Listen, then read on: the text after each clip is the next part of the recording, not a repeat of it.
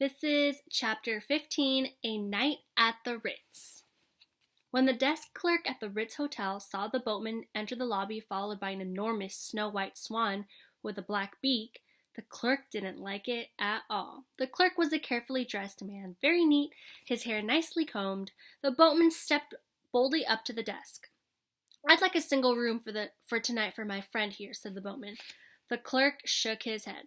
"No birds," he said. "The Ritz doesn't take birds." "You take celebrities, don't you?" asked the boatman. "Certainly," replied the clerk. "You'd take Richard Burton and Elizabeth Taylor, wouldn't you, if they wanted to spend the night?" "Of course," replied the clerk. "You'd take Queen Elizabeth, wouldn't you?" "Of course." "Okay," said the boatman. "My friend here is a celebrity. He is a famous musician. He created a sensation in the public garden this afternoon. You must have heard the commotion. He's a trumpeter Swan and plays like the great Armstrong." The clerk gazed surprisingly at Louis. "Has he any luggage?" asked the clerk. "Luggage?" cried the boatman. "Take a look at him." "Well, I don't know," said the clerk, staring at Louis's possessions. His trumpet, his money bag, his slate, his chalk pencil, his life-saving medal. "A bird is a bird. How do I know that he hasn't got lice? Birds often have lice. The Ritz doesn't take anybody that has lice." Here's a little drawing of Louis and all of his belongings. "Lice," roared the boatman. "Did you ever see a cleaner guest in your whole life? Look at him. He's immaculate." At this, Louis held his slate up to the clerk. "No lice," he wrote. The clerk stared in amazement. He was beginning to weaken. "Well, I have to be careful," said the boatman. "You say he's a celebrity. How do I know he's famous? You may be just kidding me about that." Just then, three young girls entered the lobby. They were giggling and squealing. One of them pointed to Louis. "There he is!" she screamed. "There he is! I'll get his autograph." The girls rushed up to Louis. The first girl held out a pad and pencil. "May I have your autograph?" she asked. Louis took the pencil. Very gracefully, he wrote "Louis" on the pad. More squeals, more giggles, and the girls rushed away. The clerk watched in silence. "There," said the boatman. "Is he a celebrity or isn't he?" The clerk hesitated. He was beginning to think he would have to give Louis a room. At this point, Louis had an idea. He lifted his trumpet and began to play an old song called "There's a Small Hotel." "There's a small hotel with a wishing well." His tone was beautiful. Guests passing through the lobby paused to listen. The clerk leaned his elbows on the desk and listened attentively. The man behind the newsstand looked up and listened. People sitting upstairs in the lounge room put down their cocktails and listened. The bellboys stared and listened. For a few minutes, everything stopped in the lobby while Louis played. He charmed everyone who could hear. Chambermaids in the bedrooms paused in their work to listen to the trumpet. It was a moment of sheer magic. As the song came to an end, people who knew the words sang them softly. "When the steeple bell says good night, sleep well, we'll thank the small hotel together." "How about that?" asked the boatman, grinning at the clerk. "Is this Swan a musician or isn't he?" "He plays a sweet trumpet," the clerk said, "but there's one more question that I hesitate to bring up. What about his personal habits? Will he mess the room all up? Actors are bad enough. Musicians are worse. I can't allow a large bird to occupy one of our beds. It might put us out of business. Other guests might complain." "I sleep in the bathtub," Louis wrote on his slate. "Will not disturb bed." The clerk shifted his weight from one foot to the other. "Who's going to pay the bill?" he asked. "I am," replied the boatman. "I'll be here early tomorrow morning when Louis checks out." The clerk didn't think of any more reasons for not letting the Swan have room. "Very well," he said. "Sign the register, please." He handed Louis a pen and a card. Louis wrote, "Louis the Swan, Upper Red Rock Lake, Montana." The clerk studied it. He seemed satisfied at last. He summoned a bellboy and handed him a key. "Take this gentleman to his room," he ordered.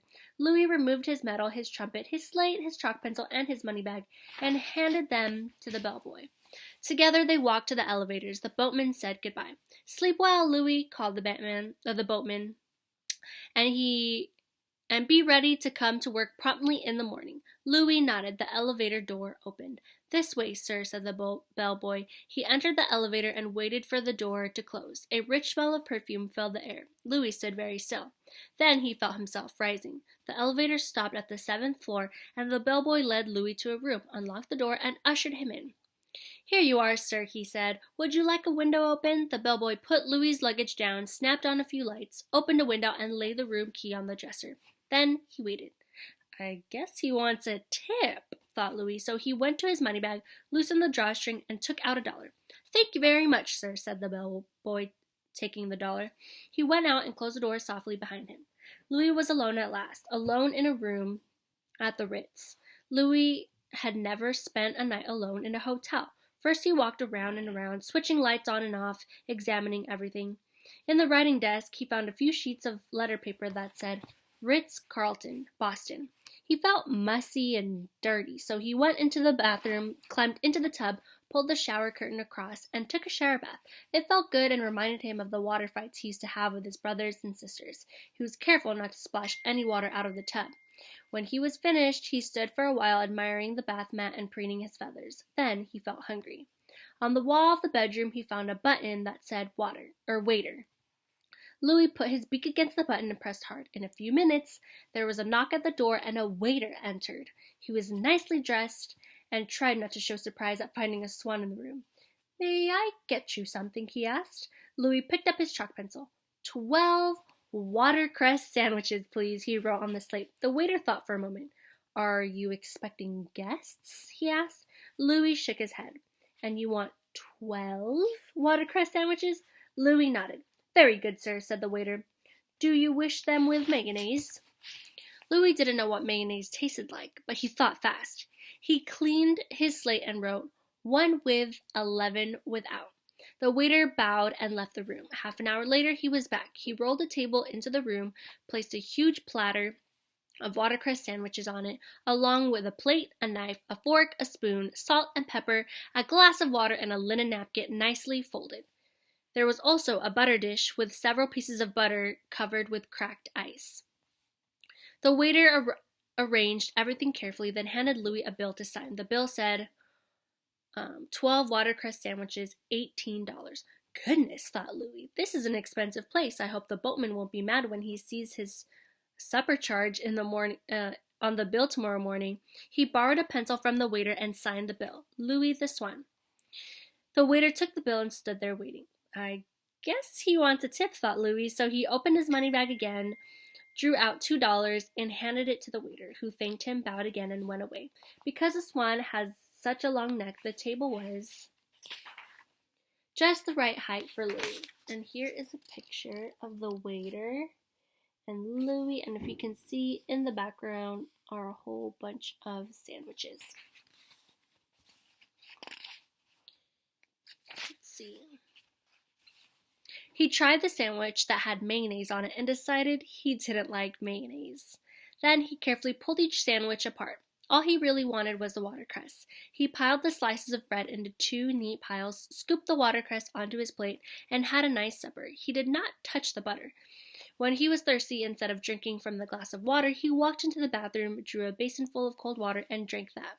Then he took his napkin, wiped his beak, and pushed the table out of the way. He felt much better. To be all alone in a hotel room gives a person a cozy feeling and a feeling of importance.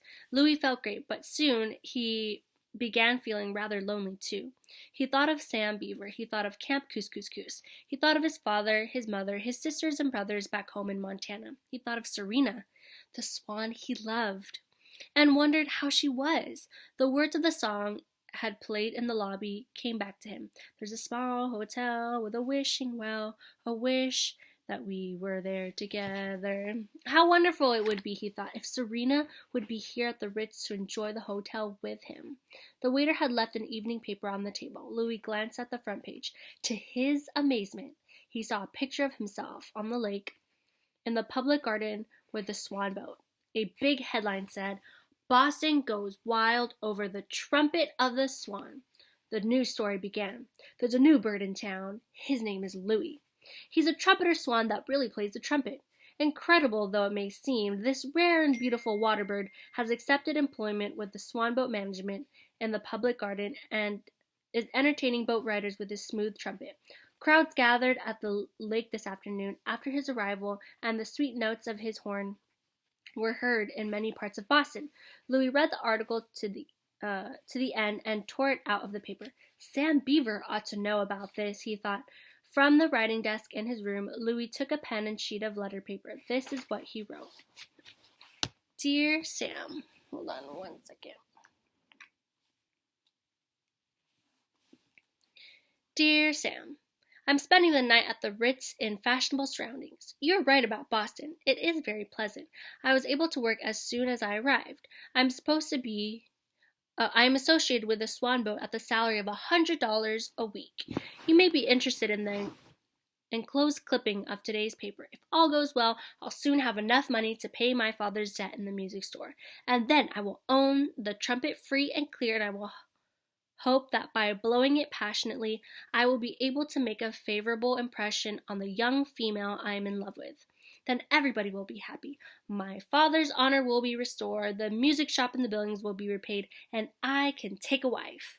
I hope you are well. I miss you. A hotel room, even though it is every convenience, can be a lonely place. Your friend, Louis. Okay, we're going to stop reading right there and finish up the rest of that chapter tomorrow. But let me go ahead and give you your question. Okay, question is, what did Louis order to eat? Sorry, 1 second. Okay, what did Louis order to eat at the hotel? And also, how many of them did he order? All right, have fun with it, guys.